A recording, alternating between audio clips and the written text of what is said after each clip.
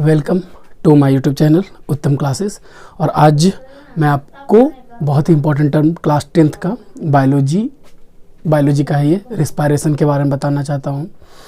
इस वीडियो को बनाने के लिए मैंने काफ़ी मेहनत किया है ताकि आपको बहुत अच्छा तरह से समझ में आए। तो चलिए, मैं टाइम को बर्बाद ना करते हुए डायरेक्ट आपको बताता हूँ व्हाट इज रिस्पायरेशन। और ध्यान से इसे देखिएगा, क्योंकि मैं ये बायोलॉजी का जो ये क्लास है, इसमें मैं आपको सबसे पहली बात ये है कि ये बायोलॉजी रटने का चीज़ नहीं होता है, कॉन्सेप्ट बेस पर भी आप समझ सकते हो। तो मैं इसे आपको कॉन्सेप्ट बेस पे समझाने की कोशिश करूँगा, और जो मैं बोर्ड पर जो भी लिखूँगा उसको आप ध्यानपूर्वक सुनिए, और जहाँ आपको इम्पोर्टेंट लगे कि हम वहाँ नोट कर सकते हैं, then please note on it, ताकि ये आपके लिए फ़ायदेमंद हो। तो चलिए हम अपना टॉपिक स्टार्ट करते हैं।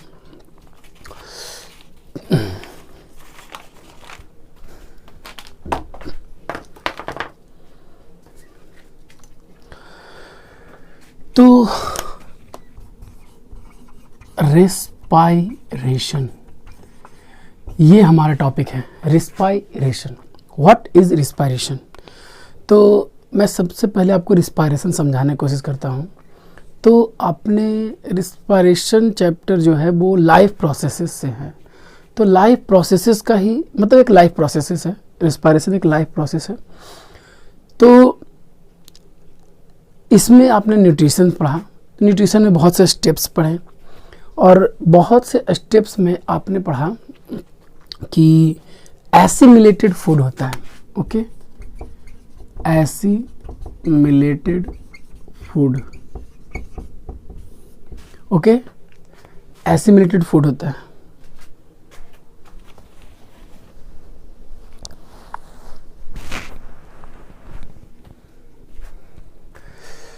तो ये जो एसिमिलेटेड फूड होता है, इससे हमें एनर्जी मिलता है, और वो एनर्जी चाहे तो हम अपने बॉडी के ग्रोथ में हेल्प करते हैं, या फिर हम बहुत से लाइफ प्रोसेसेस को करने में यूज करते हैं, बॉडी पार्ट को रिपेयर करने में यूज करते हैं, ये सारे काम करते हैं।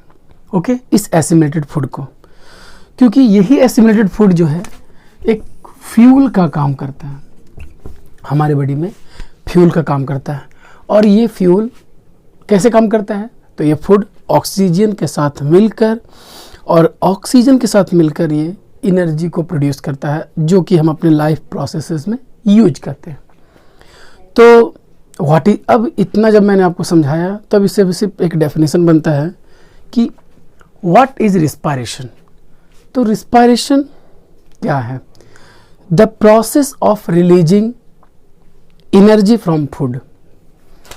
आप लिख सकते हैं, सिंपल में लिखता हूं, releasing energy from food. It is the process जिसमें कि एनर्जी रिलीज होता है फूड से। तो और यही कैसे, पहले हम जो खाना खाते हैं, तो वो फूड जो होता है, वो फूड जब हम सांस लेते हैं, ऑक्सीजन आता है, तो ऑक्सीजन के साथ मिलकर ये ऑक्सीडाइज करके इसको ये जो फूड है हम खाना खाएं, इसको ऑक्सीजन के साथ मिलाकर यहाँ पर CO2 plus H2O plus energy बनाता था। ये जो एनर्जी है, यही हमारे लिए इम्पॉर्टेंट होता है। ये CO2 बाहर निकल जाता है, क्योंकि ये जो CO2, ये दोनों बाई प्रोडक्ट कहलाता है। ये दोनों क्या कहलाता है? By product. तो खासकर इसमें ये जो होता है बहुत ही हार्मफुल होता है, इस कारण से ये बाहर एलिमिनेट करना होता है हमें। और ये होता है जो कि वाटर मॉलिक्यूल के रूप में होता है, और ये एनर्जी जो होता है ये हमारे लिए यूजफुल होता है। और इसी एनर्जी को यूज हम लोग लाइफ प्रोसेसेस के लिए, रिपेयर के लिए, इन सब चीज़ों के लिए करते हैं। तो आई थिंक आपको इतना समझ में आया कि रिस्पायरेशन क्या होता है, और रिस्पायरेशन में क्या बाय प्रोडक्ट बनता है, इसका डेफिनेशन क्या होता है, रिस्पायरेशन होता कैसे है और इसके प्रोसेस से निकलता कैसे है।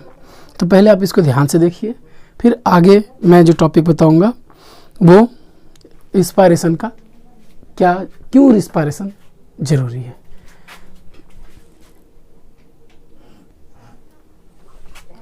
ओके, तो मैंने आपको बताया रिस्पायरेशन क्या होता है। अब मैं आपको बताऊंगा कि ये रिस्पायरेशन क्यों जरूरी है। ओके, तो ये रिस्पायरेशन जरूरी है ताकि ये रिस्पायरेशन जब होता है और इससे जो एनर्जी मिलता है, यह एनर्जी बहुत ज़रूरी होता है हमारे सारे लाइफ प्रोसेसेस करने के लिए, जैसे सर्कुलेशन करने के लिए, न्यूट्रिशन करने के लिए, एक्सक्रिएशन करने के लिए, ग्रोथ करने के लिए, मूव करने के लिए, इन सब चीज़ के लिए ज़रूरी है। So it is very important. और अगर हम ये सब चीज़ करेंगे तभी जाकर हम सर्वाइव कर पाएंगे लाइफ में। इस कारण से ये जो रिस्पायरेशन है बहुत ज़रूरी है। Respiration is very very essential for life process because it provide energy for carrying all the life processes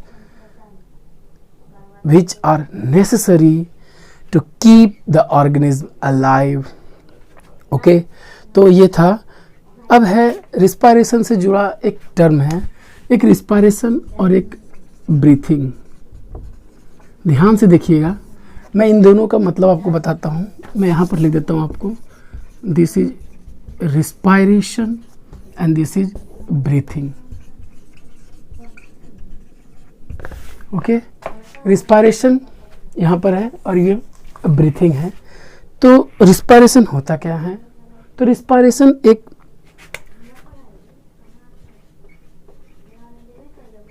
chemical process है और यह एक फिजिकल प्रोसेस है।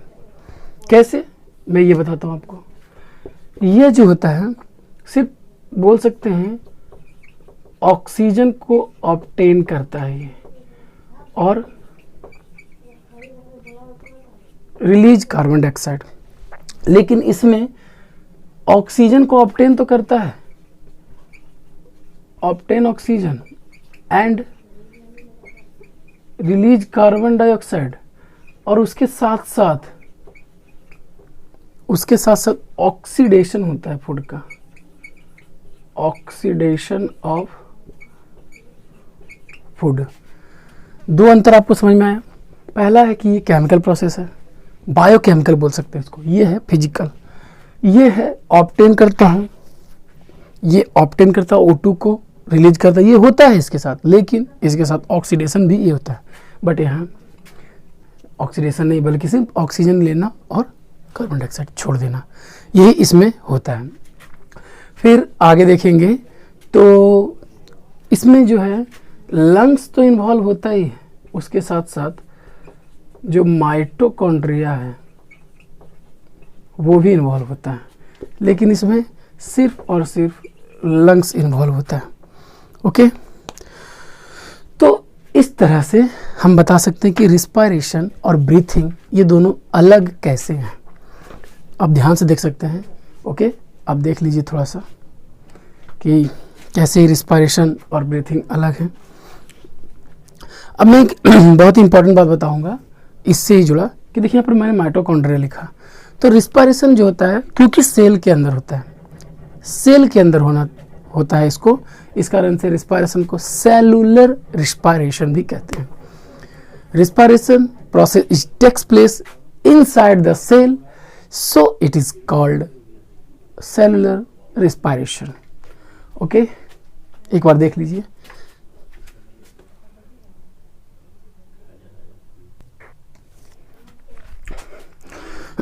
तो ओके, अब हम आगे चलते हैं। तो अब मैंने जान लिया रिस्पायरेशन क्या होता है, हमने जान लिया रिस्पायरेशन और ब्रीथिंग में अंतर क्या होता है, रिस्पायरेशन सेलुलर रिस्पायरेशन क्यों कहलाता है, फिर रिस्पायरेशन ब्रीथिंग से कैसे अलग वो तो हो गया, रिस्पायरेशन जरूरी क्यों है ये मैंने बता दिया आपको। अब जानना है कि रिस्पायरेशन का मेन पर्पस क्या होता है। तो रिस्पायरेशन का मेन पर्पस होता है, जो फूड हम खाते हैं वो कॉम्प्लेक्स होता है, उसको एक सिंपल, ठीक है ना, सिंपल फूड में कन्वर्ट करना, जिसको बोलते हैं ग्लूकोज। ग्लूकोज में कन्वर्ट करना, यही रिस्पायरेशन का मेन पर्पस है। ओके, रिस्पायरेशन का मेन पर्पस है कि इसको ग्लूकोज के रूप में क्या कर देना, कन्वर्ट कर देना। और रिस्पायरेशन चूंकि क्या होता है कि रिस्पायरेशन जो होता है वो उल्टा होता है फोटोसिंथेसिस से। फोटोसिंथेसिस में क्या होता है, क्लोरोफिल, कार्बन डाइऑक्साइड, वाटर, इन सब सिंपल सब्सटेंस को एक जगह होता है उसमें, और वो फोटोसिंथेसिस होता है। सिंपल सब्सटेंस एक कॉम्प्लेक्स में बनता है, लेकिन इसमें कॉम्प्लेक्स जो है वो सिंपल में बनता है। सो इसको कह सकते हैं photosynthesis is just opposite to respiration, और respiration is just opposite to the photosynthesis. अब एक बहुत इंपॉर्टेंट टर्म, क्योंकि मैं इसमें आपको सिर्फ बताता हूँ फैक्ट वाइज, ताकि आपको ध्यान से समझ में आए, और आप इसको कॉपी पर भी नोट डाउन कर सकते हैं। How energy is stored, how energy is stored. तो एनर्जी स्टोर्ड कैसे होता है, तो मैं आपको सिंपल बताता हूँ। जब रिस्पायरेशन का प्रोसेस होता है और जब ये ऑक्सीडेशन करता है, तो ऑक्सीजन जो है, ऑक्सीजन के साथ वो ऑक्सीडाइज करता है। तो जब ये ऑक्सीडाइज होता है तो ये एटीपी के रूप में एनर्जी बनता है, adenosine triphosphate. Okay, ATP के रूप में बनता है, क्योंकि माइटोकॉन्ड्रिया जो भी बनाता है वो एक करेंसी बनाता है, एटीपी करेंसी कहलाता है एनर्जी का। तो इस रूप में बनाता है, तो इस रूप में बनाता है। लेकिन यहाँ पर रुक जाइए, एटीपी के रूप में बनाता जरूर है, लेकिन इस एटीपी के रूप में बनने से पहले, ओके, मैं जो बता रहा हूँ ध्यान से सुनिएगा, इस एटीपी के बनने से पहले ये एडीपी के रूप में बनता है। पहले ऑक्सीडेशन होता है तो, और क्या बनता है, पीआई, ठीक है ना। ये एडीपी क्या है, तो ये जो होता है एक हाई कंटेंट होता है। हाई कंटेंट का मतलब थोड़ा हाई होता है ये एनर्जी। लेकिन एडीपी जिसको बोलते हैं एडिनोसाइन डाइफॉस्फेट, तो ये जो होता है ये थोड़ा सा लो होता है इससे, और ये एक कॉमन जो बोल सकते हैं इसको इनऑर्गेनिक सब्सटेंस होता है। ये पीआई इसको बोलते हैं, इनऑर्गेनिक सब्सटेंस। तो इनऑर्गेनिक सब्सटेंस और एडीपी दोनों मिलकर, जैसे ऑक्सीडेशन होता है, ये दोनों मिलकर एटीपी के रूप में बनाकर स्टोर कर देता है हमारे सेल में। ओके, स्टोर कर दिया। अब जब हमारे सेल को जरूरत पड़ा तो फिर ये एटीपी किस में टूटता है, एडीपी और पीआई। पीआई मैंने पहले ही बताया, इनऑर्गेनिक फॉस्फेट, सॉरी मैंने सब्सटेंस लिखा, इनऑर्गेनिक फॉस्फेट के रूप में ये चेंज हो जाता है। तो मैं जो बताना चाह रहा हूँ आपको समझ में आ रहा है। मैं बताना चाह रहा था कि जो रिस्पायरेशन तो हो गया, ऑक्सीडेशन हो गया, तो क्या एनर्जी जो बनता है वो किस रूप में बनता है, तो एनर्जी एटीपी के रूप में बनता है। बट पहले किस रूप में बनता है, तो एडीपी और पीआई। एडीपी एडिनोसाइन डाइफॉस्फेट और पीआई, क्योंकि ये दोनों थोड़ा लो कंटेंट का होता है, लेकिन ये हाई कंटेंट का। तो पहले लो कंटेंट वाला बन जाता है, दोनों मिलकर हाई कंटेंट बनकर हमारे बॉडी में स्टोर हो जाता है। और जब हमारे बॉडी को ज़रूरत पड़ता है, सेल को ज़रूरत पड़ता है एनर्जी का, तो फिर ये एटीपी टूटता है और टूटकर एडीपी और पीआई के रूप में बनता है। ओके, तो ये था एनर्जी स्टोर होता कैसे है, ठीक है ना। अब हमें जानना है कि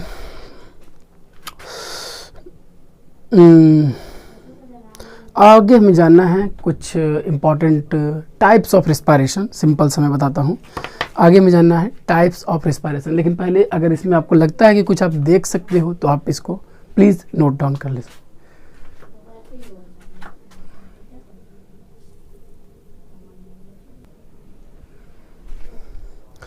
ओके, तो मैं जितना बताया उस पर एक आपको क्विक रिवीजन देता हूँ। सबसे पहले मैंने आपको बताया रिस्पायरेशन क्या होता है। तो respiration is the process of releasing on energy from food, और ये रिस्पायरेशन होता कैसे है, तो मैंने बताया कि रिस्पायरेशन फूड जो होता है हमारे बॉडी के अंदर होता है और ऑक्सीजन के साथ जाकर वहाँ CO2 H2O और एनर्जी बनाता है। CO2 एलिमिनेट हो जाता है क्योंकि ये हार्मफुल होता है। CO2 एक बाई प्रोडक्ट होता है, main by product, best by product जिसको कि एलिमिनेट करना होता है, नहीं तो ये अगर हमारे बॉडी में होगा तो हार्मफुल। वाटर मॉलिक्यूल जो होते हैं वो ज़रूरी नहीं होते हैं, इंपॉर्टेंट हो सकता है, वो ज़्यादा हार्मफुल नहीं होता। और एनर्जी तो हमारे लिए ज़रूरी है क्योंकि यही एनर्जी का ज़रूरत हमें लाइफ प्रोसेसेस करने के लिए होता है, ठीक है ना। ये एनर्जी जो होता है, क्योंकि एनर्जी जो है वो हमारे लाइफ प्रोसेसेस को लिए, रिस्पायरेशन के बाद जो भी लाइफ प्रोसेस है, मूवमेंट, ग्रोथ, इन सब में हेल्प करता है। और यही एनर्जी से रिपेयर होता है हमारा बॉडी, मूव करता है, ग्रो करता है, तो इस कारण से ज़रूरी है। फिर मैंने आपको बताया ये ब्रीथिंग से कैसे अलग है, एक फिजिकल है, केमिकल है, एक में लंग्स और माइटोकॉन्ड्रिया दोनों होता है, मैंने ये सब आपको बताया। उसके बाद मैंने बताया आपको कि इसमें जो एनर्जी स्टोर कैसे होता है, तो इसमें एनर्जी जो स्टोर होता है, इसमें मैंने आपको बताया कि एनर्जी स्टोर होने के लिए ATP और ADP, और पहले ATP जो है बनता है, लेकिन वो ATP बनने के पहले ADP और PI के रूप में बनता है। और जब ये बनकर स्टोर होता है और जब ये स्टोर हो जाता है हमारे बॉडी में, लेकिन जैसे ही सेल को ज़रूरत पड़ता है फिर ये टूटता है और ADP और PI और ये हमारे बॉडी को मिलता है सिंपल के रूप में।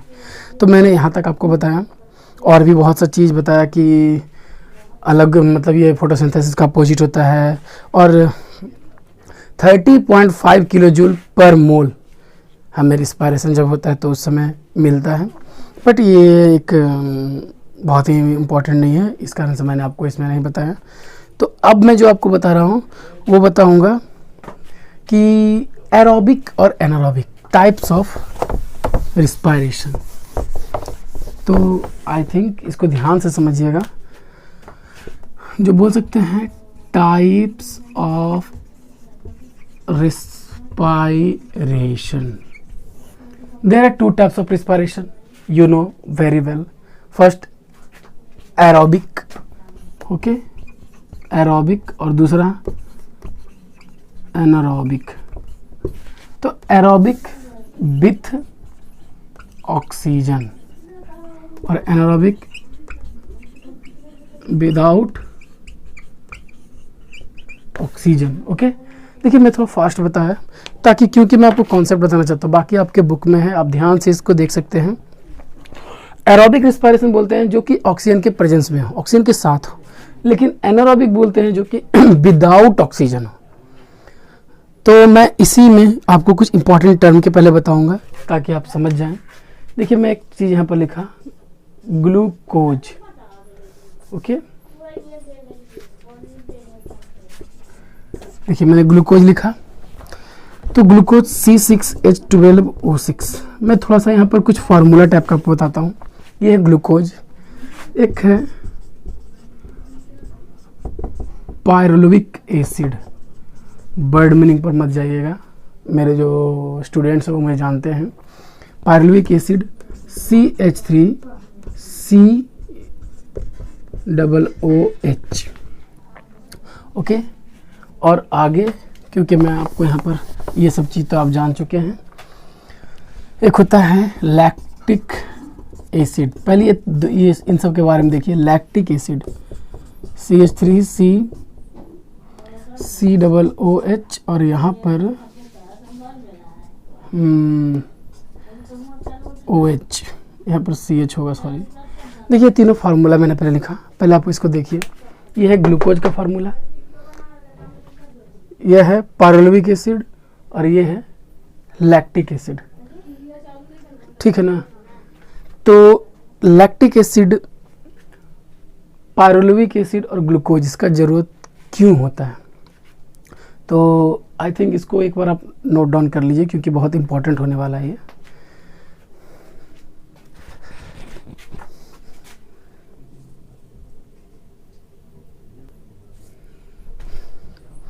ओके, तो ये आपने देख लिया।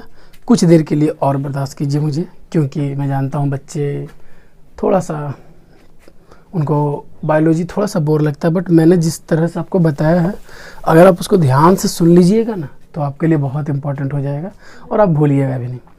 देखिए एक क्या होता है कि पायरुविक एसिड मैंने आपको बताया, तो जैसे ही देखिए दो कंडीशन है, एक है ग्लूकोज, सॉरी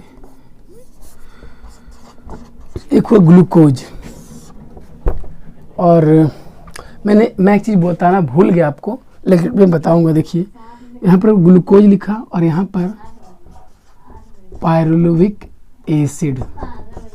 देखिए मैं दो चीज़ लिखा, पायरुविक एसिड ग्लूकोज का आपको फार्मूला पता है C6H12, पायरुविक का CH3COOH। देखिए इसको बोला जाता है, चूँकि ये कीटोन है तो इसको बोला जाता है कीटोनिक, और ये कार्बोक्सिलिक एसिड, तो कीटोनिक कार्बोक्सिलिक एसिड।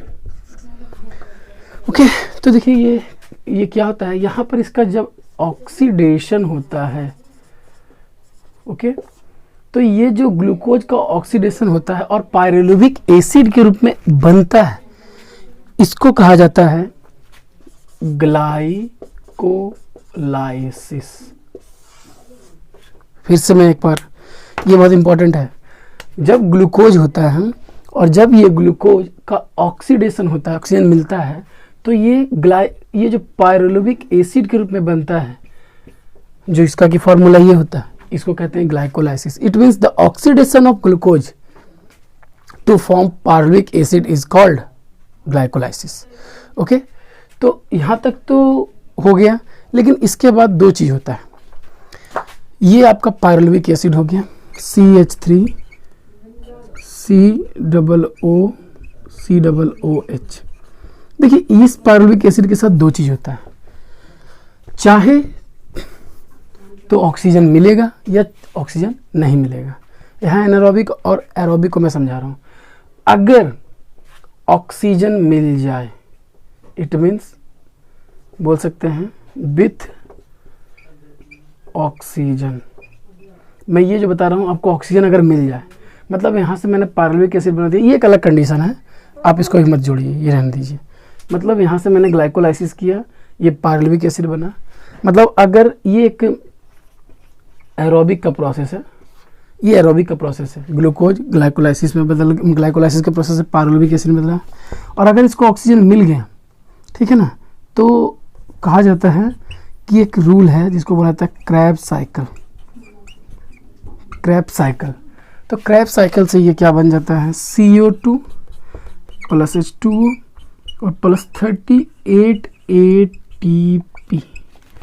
ATP, यही होता है एनर्जी, यही एनर्जी बनता है जब प्योर ऑक्सीजन मिल जाए हमें, मतलब हमें ऑक्सीजन मिल रहा है, तो ये ग्लूकोज पहले पायरुविक एसिड में चेंज होगा और उसके बाद ऑक्सीजन जब इसको पूरा मिलेगा, तो क्रेब्स साइकिल का एक प्रोसेस होता है जो कि आपको 11th-12th में पढ़ना होगा, और अगर आपको ऐसा ज़रूरत पड़ेगा तो मैं इसको बता दूंगा। और यही फिर CO2 H2O और 38 ATP बनता है। ओके, लेकिन अगर इसको नहीं मिले, मान लेते हैं अब इस कंडीशन को उठाइए, दूसरा कंडीशन में यहाँ तक तो पायरुविक एसिड बन गया, जब पायरुविक एसिड को ऑक्सीजन मिला तो ये इसमें बना, लेकिन अगर इसको बोला जाएगा विदाउट ऑक्सीजन, तो विदाउट ऑक्सीजन जब ये मिल होता है, जब इसको विदाउट ऑक्सीजन इसको मिलता है, तो ये क्या होता है कि यहाँ पर पायरुविक एसिड तो बन जाएगा, लेकिन इसके बाद यहाँ पर क्या होता है कि ये पहले तो इथेनॉल में बनेगा, फिर ये CO2 बनेगा और फिर H2O, सॉरी इथेनॉल बन गया, उसके बाद ये CO2 और उसके बाद 2 ATP के रूप में बनेगा, ये इथेनॉल बनाता है। देखिए यहाँ पर मैंने ATP 38 बना, लेकिन यहाँ ATP 2 ATP बना और ये इथेनॉल बना, और यही इथेनॉल एक तरह जानते हैं एक शराब या फिर वाइन बोल सकते हैं, अल्कोहल ग्रुप है ये।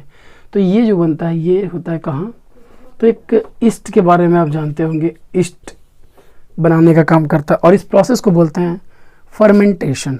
शराब बनाने का प्रोसेस होता है, ईस्ट के हेल्प से बनाते हैं। तो इसमें क्या करते हैं, ऑक्सीजन को कम कर दिया जाता है, जिसके कारण ये क्या होता है कि ये इथेनॉल बन जाता है। और यही सब प्रोसेस बहुत सा होता है, जैसे आप सुनते हो कि बहुत से प्लांट्स वगैरह है जो उसके अगर रूट में बहुत कम पानी दिए, रूट में अगर पानी बहुत ज़्यादा हो जाए, बहुत सा जगह ऐसा आता है कि प्लांट वो एक्वाटिक प्लांट्स नहीं होते हैं और वो बहुत दिन तक पानी में डूबे हुए हो, तो वैसे में ये प्रोसेस हो जाता है और जिसके कारण ये मतलब इथेनॉल बन जाता है, जिसके कारण वो पेड़ बर्बाद हो जाता है। अब इसको एक बार देख लीजिए कम से कम।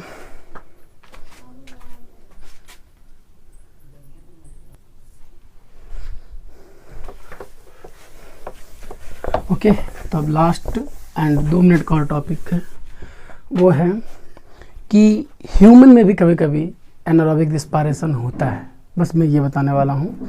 उसके बाद ह्यूमन में एनारोबिक रिस्पायरेशन तब होता है जब हम हैवी एक्सरसाइजेज करते हैं। जब हम हैवी एक्सरसाइज करते हैं तो ह्यूमन में क्या होता है कि हमें ऑक्सीजन की कमी होती है। और यहाँ तक तो फिर मैं वही बताऊँगा, यहाँ तक तो ठीक है, ग्लूकोज मिला और इसका ग्लाइकोलाइसिस हुआ, ये बन गया पायरुविक एसिड में CH3COOH। लेकिन यहाँ पर से जब अब्सेंस होता है ऑक्सीजन का तो यहाँ पर बनता है लैक्टिक एसिड। मैंने आपको फार्मूला पहले ही बताया। होता है जब हम हैवी एक्सरसाइज करते हैं तो हमें ऑक्सीजन की कमी हो जाती है, तो उस समय क्या होता है, तो ये प्रोसेस यहाँ तक तो पायरुविक तो बन जाता है, लेकिन यहाँ से अब्सेंस ऑफ ऑक्सीजन, और जिसके कारण ये क्या होता है, लैक्टिक एसिड प्लस CO2 और प्लस फिर 2 ATP। और ये लैक्टिक एसिड बनने के कारण जब हम हैवी एक्सरसाइज करते हैं तो हमारे मसल्स में, पैर के मसल में, हैंड के मसल में, कहीं भी लैक्टिक एसिड स्टोर हो जाता है, जिसके कारण क्रैम्प हो जाते हैं। और वो क्रैम्प हमें बहुत ज़्यादा पेनफुल होते हैं, बहुत ज़्यादा। आपने देखा होगा बहुत से क्रिकेटर वगैरह एकाएक वो रन लेने के लिए दौड़ रहे हैं और एकाएक बिना चोट लगे उन खुद ब खुद पैर को पकड़ लेते हैं, क्रैम्प आता है। और वो क्रैम्प कैसे आता है, इस प्रोसेस से। ठीक है, यहाँ तक तो ठीक है, लेकिन जैसे उनको जब हैवी एक्सरसाइज करना है या हैवी रनिंग वगैरह कुछ भी करते हैं तो वैसे में इनको क्या होता है कि अब्सेंस ऑफ ऑक्सीजन होता है, हमारा बॉडी सही से जो प्रोसेस वो नहीं कर पाता, लैक्टिक एसिड बनता है, ये लैक्टिक एसिड मसल में स्टोर होकर क्रैम्प बनाता है। और अगर ये क्रैम्प बने तो बहुत ही पेनफुल होता है। और अगर इस क्रैम्प से आपको दूर होना है तो आपको मतलब हॉट वाटर के साथ मसाज करना पड़ेगा या बात करना पड़ेगा। अगर आप गर्म पानी से मसाज करते हैं या फिर उससे नहा लेते हैं तब जाकर आपको फिर ये सही हो जाएगा। तो मैं इस वीडियो के माध्यम से आपको रिस्पायरेशन टॉपिक बताने वाला था और मैं बता चुका भी हूँ, और शायद आपको अच्छा भी लगेगा क्योंकि आप ध्यान से सिर्फ इसको सुनिए, एक कहानी के जैसा, और ये वीडियो आपको अच्छा लगेगा। और इसके बाद एक और भी मैं बहुत अच्छा वीडियो बनाऊँगा जिसमें कि रिस्पायरेशन को एक फिगर के रूप में मैं आपको समझाऊँगा। तो जल्द ही मिलते हैं। तो अगर यह बहुत अच्छा लगा, क्योंकि मैं हमेशा कोशिश करता हूँ बच्चों को समझाने का, तो अगर आपको अच्छा लगे तो सब्सक्राइब कर दीजिएगा, लाइक कर दीजिएगा, ताकि मुझे और भी मोटिवेट हो और मैं बच्चों तक, हर बच्चे तक अपना ये जो सिलेबस के बारे में बात हुआ कि 10th के बच्चे क्या करेंगे, तो पढ़ कर आराम से वो एग्ज़ाम के तक पहुंच सकते हैं और अच्छा एग्ज़ाम दे सकते हैं। So thanks and have a nice day.